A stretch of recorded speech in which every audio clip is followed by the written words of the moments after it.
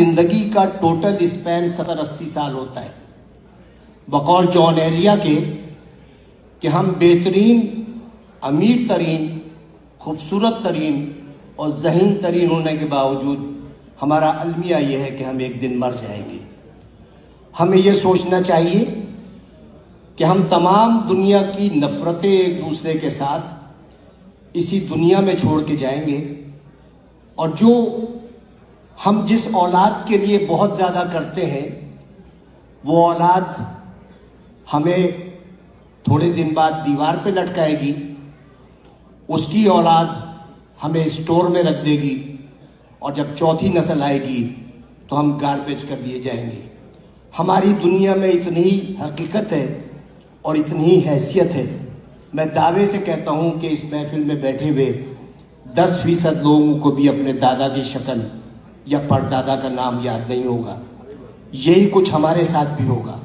ہم لاکھ دنیا میں فن خوان بنے رہیں، ہم لاکھ دنیا میں یہ کہتے رہیں کہ وہ آگے کیوں بڑھ گیا، وہ پیچھے کیوں ہٹ گیا، لیکن یقین جانیے اللہ تعالیٰ نے جہاں انسان پہ اتنے احسانات کیے ہیں، وہاں ایک بہت بڑا اس کا احسان یہ ہے کہ اس نے 3 چیزیں اپنے پاس رکھی ہیں.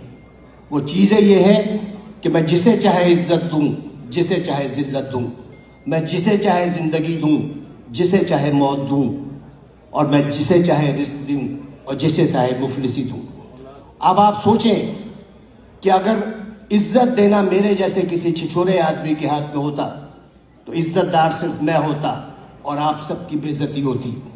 اگر رزق دینا میرے جیسے کسی آدمی کے ہاتھ میں ہوتا تو میرے گودام بھرے ہوتے اور آپ سب بھوک سے مر رہے ہوتے. اگر اسی طرح زندگی یا موت میرے ہاتھ میں ہوتی تو صرف دنیا کی آبادی ایک شخص کی ہوتی، کیونکہ میں سب کو موت سے ہمکنار کر دیتا. اس راز کو سمجھنے کے لیے ضروری ہے کہ محبت اور نفرت کے بنیادی فرق کو سمجھیے. بہت بال برابر فرق ہے.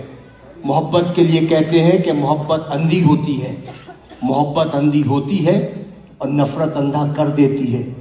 محبت چونکہ پیدائشی طور پر اندھی ہوتی ہے، لہٰذا وہ جینے کا ہنر جانتی ہے، اور نفرت کے سفر میں آپ آدھے وقت بینا ہوتے ہیں اور باقی وقت نابینا ہوتے ہیں.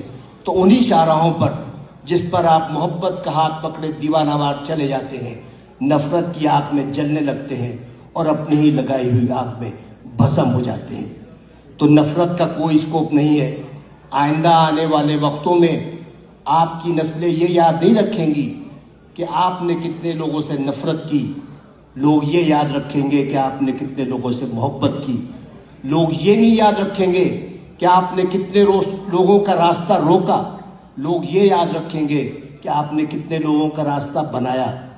لوگ یہ نہیں یاد رکھیں گے کہ آپ کتنا پڑھ گئے، لیکن لوگ یہ یاد رکھیں گے کہ آپ نے کتنے لوگوں کو پڑھوا دیا.